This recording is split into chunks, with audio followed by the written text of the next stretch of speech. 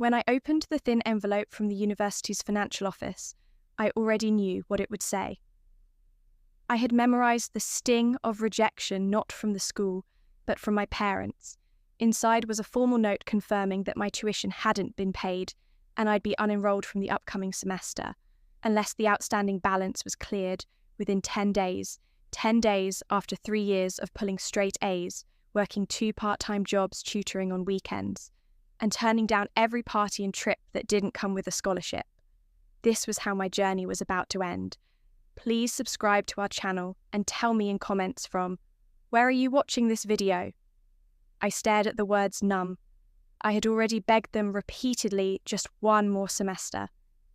I had said, "Just until I graduate, please," but their voices echoed in my head like cruel bells of disappointment. "We're strapped for cash, sweetie," my mum had told me with that dismissive tone she reserved just for me. "You know, we've got your sister's Paris semester to cover." I wasn't even surprised anymore. My sister Chloe could whisper a dream, and it would materialize by morning. She wanted to spend a semester abroad to feel inspired, and suddenly there were non-refundable flights to France, 5-star dorm housing and designer luggage piled high in the driveway. I, on the other hand, had to submit a full proposal just to ask for $100 to cover lab fees.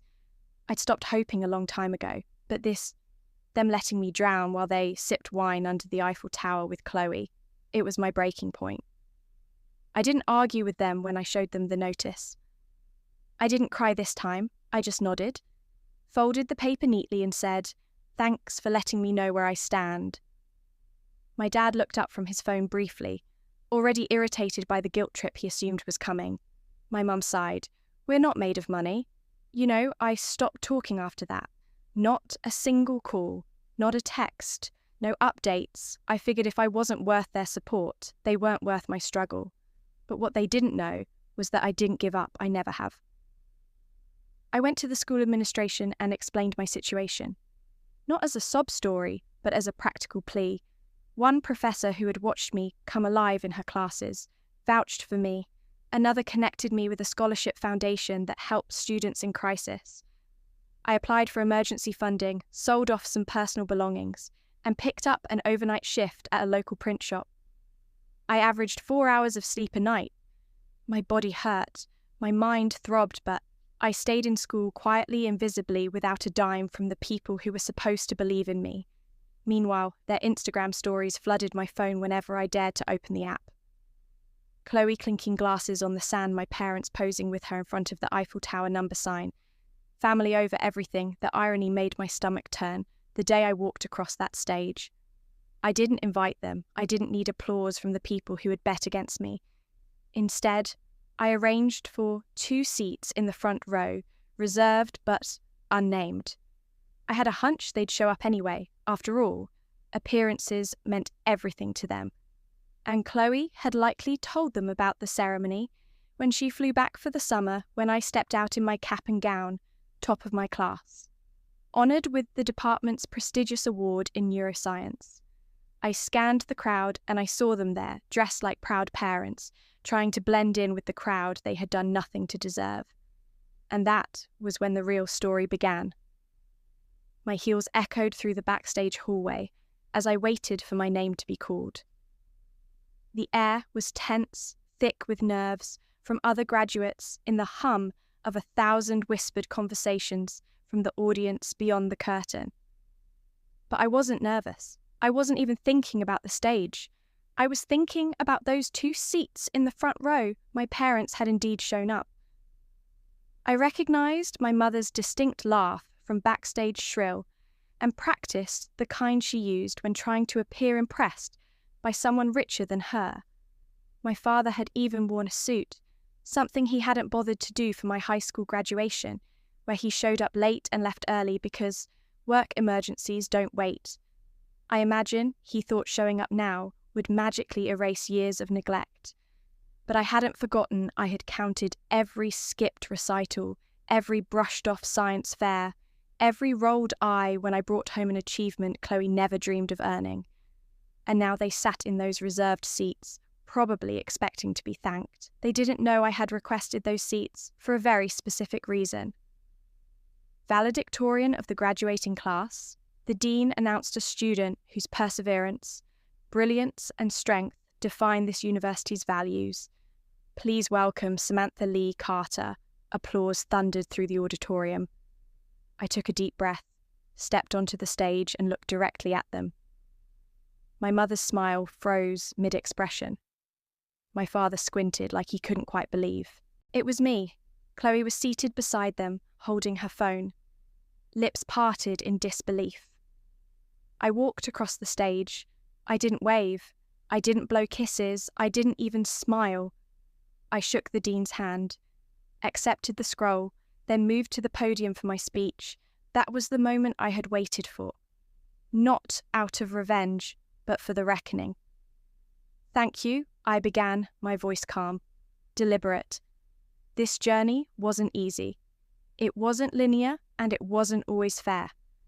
But I'm proud to say, I made it here today with the help of people who believed in me, when it would have been easier to forget me. The audience clapped politely.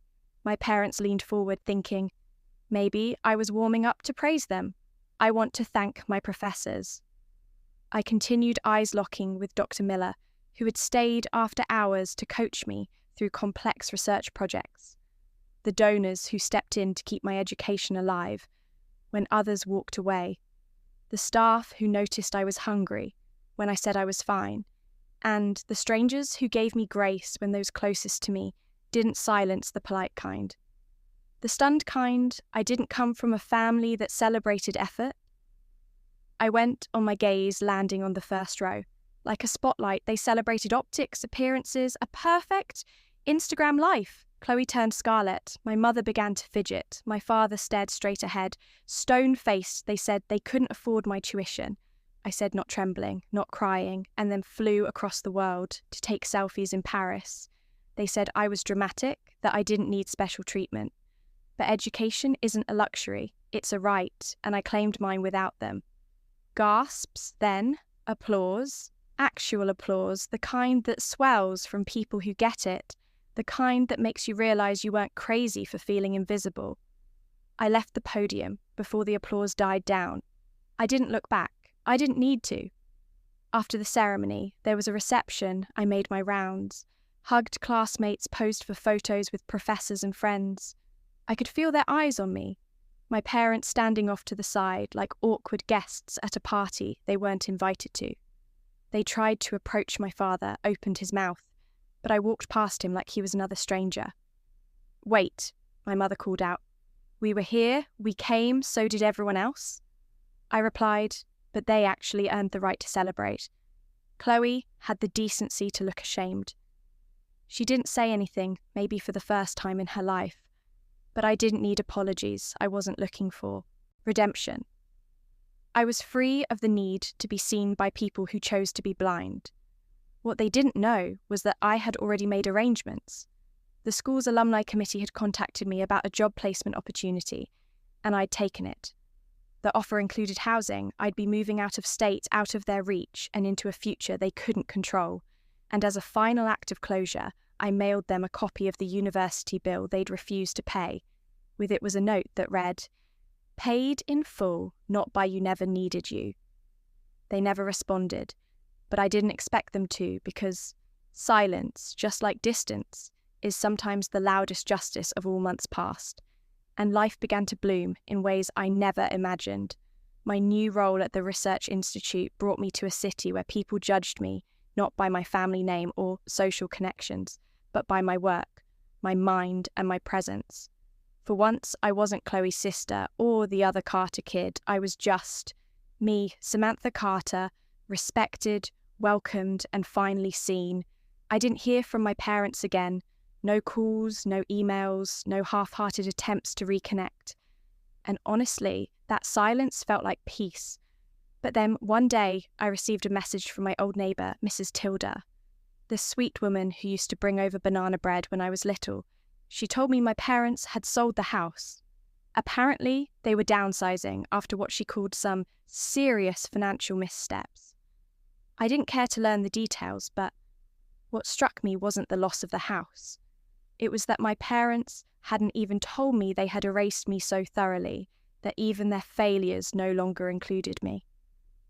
I thought I'd feel bitter or smug, but I didn't. I felt clean free to close the chapter. I boxed up my old college photos, my awards, and the letter of recommendation my professor had written, calling me one of the finest minds he'd mentored in 2 decades. I looked at them not as proof for anyone else, but as quiet reminders. For me, proof that I had climbed the mountain alone, that I'd become the kind of woman they never thought was worth investing in, and that I had turned their rejection into my motivation. In the end, I didn't need to take revenge. Success was enough. Silence was the most honest conversation we ever had.